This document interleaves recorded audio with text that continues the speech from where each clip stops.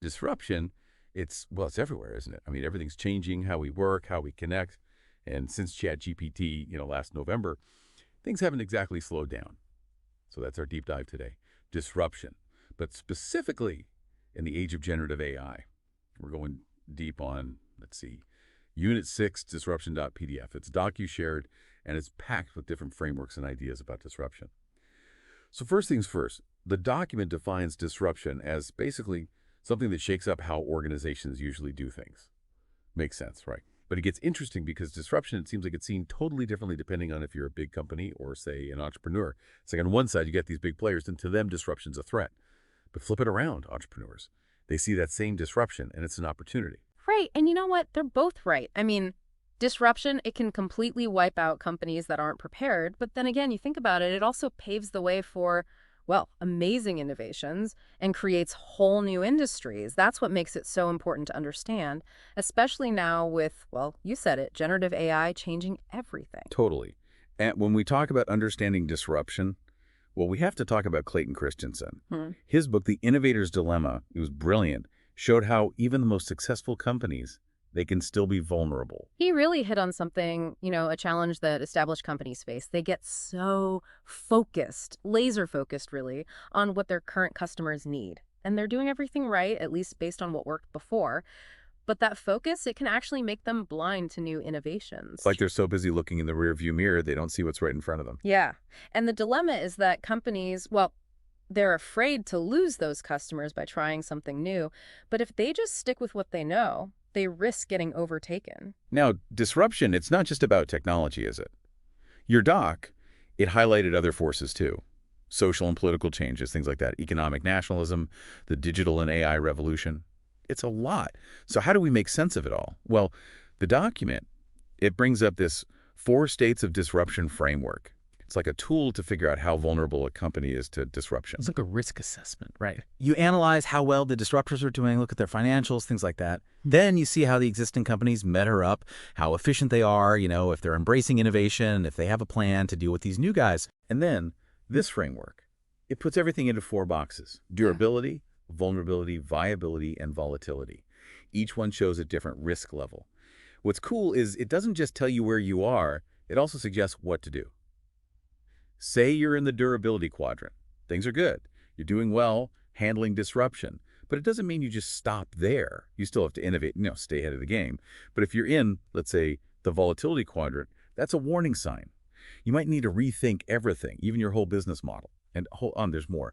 The document also talks about the disruption competitive position framework. This one looks at disruption and where a company stands competitively. The point is, it's not just about knowing disruption is happening, it's about knowing your own strengths and weaknesses. And this framework, it's like a guide. It helps you figure out what to do based on your position. It's like, choosing a character in a video game.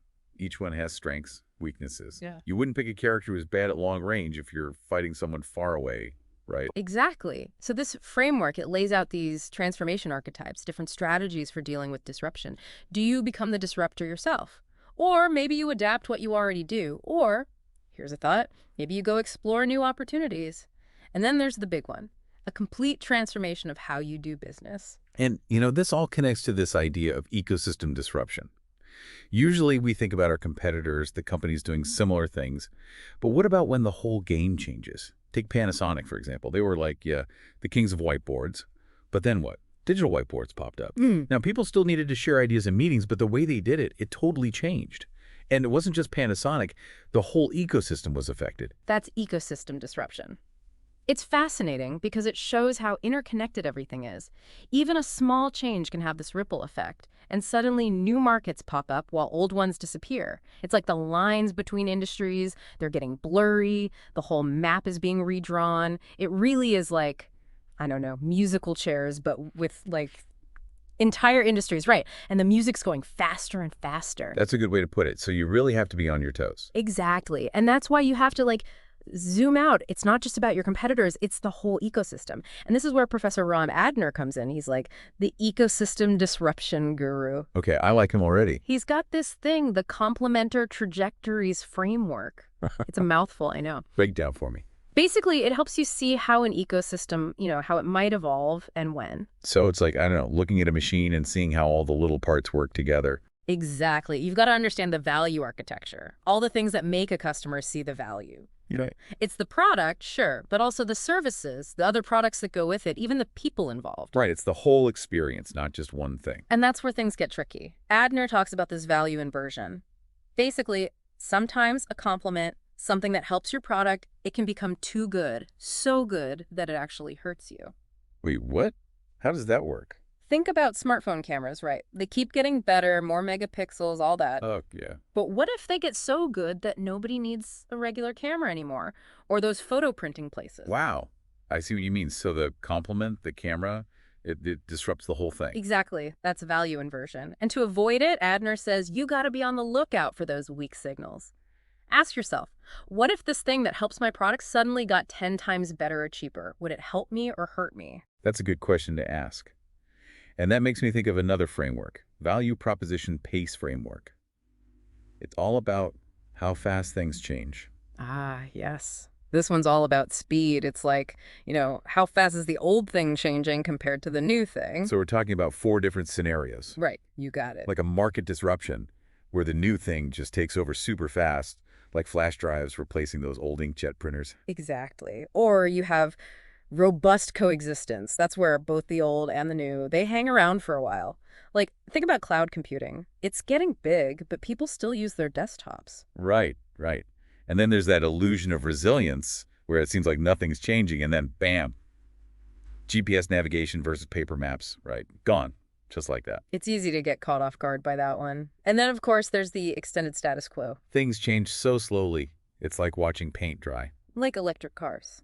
It's happening, but slowly. Right, so this framework, it helps you understand the pace and, I guess, how disruptive things might be. So how do we actually use these frameworks? Well, think of them as tools, right? They can help you spot threats and opportunities, come up with new business ideas, or even just explain your strategy to someone. So it's about being prepared, not just reacting when things happen. Exactly. Disruption is going to happen. It's about riding the waves, not getting crushed by them. Okay, let's wrap this up, shall we? It's been a whirlwind of insights, frameworks, and examples. But here's the big takeaway. Disruption isn't just something that happens to you. It's something you can anticipate, analyze, and even leverage. It's about being proactive, not reactive. Disruption comes in waves, and those waves can be unpredictable, but we can equip ourselves with the tools to understand those waves and chart a course through them. We've learned that disruption can impact an organization, an entire industry, or even the wider ecosystem. Remember the old saying, creative destruction. It's a brutal process, but it's also how new things come to be. And we need to be especially vigilant about ecosystem disruption. It's like a game of dominoes, where one domino can cause a chain reaction. You can be working on your own piece of the puzzle, but if the foundation of the whole ecosystem shifts, you might find yourself left holding a very useless piece of the puzzle. This brings us back to Adner's emphasis on value architecture. We need to be paying attention to the value proposition as a whole, not just our own individual contributions. It's a subtle but important distinction. So as we wrap this up, I can't help but wonder, how will generative AI shape the landscape of disruption? Are we in a period of hyper-disruption, or is this the start of a new equilibrium? It's a question that doesn't have an easy answer, but it's one worth pondering. That's the beauty of disruption, isn't it? It's a constant evolution. It's not just about predicting what's going to happen. It's about being ready to adapt and thrive in a world where the rules are constantly changing. Well said. I hope you found this deep dive into disruption insightful and maybe even a bit provocative. Remember, stay curious, stay informed, and always be prepared to learn something new. As always, it's been a pleasure. Keep learning, keep thinking, and keep exploring.